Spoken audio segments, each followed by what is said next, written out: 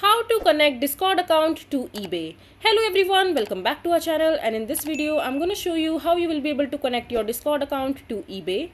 So it's a very quite a simple process. Just follow these steps. Just simply click on the profile section from the bottom right corner of the mobile screen in your Discord account, and after that just simply locate the settings option from the top right corner, and under the account settings option you will be able to see the option called connections. Just simply tap on it, and now just simply click on add from the top right corner again, and over here when you will scroll down you will be able to see the option called eBay. Just simply tap on it, and now it will redirect you to the eBay's official website where you have to enter your credentials in order to log in into your eBay account.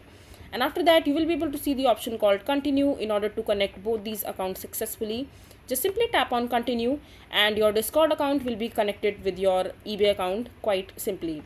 So this is basically how simple it is to connect your Discord account to eBay account. I hope you find this video to be helpful.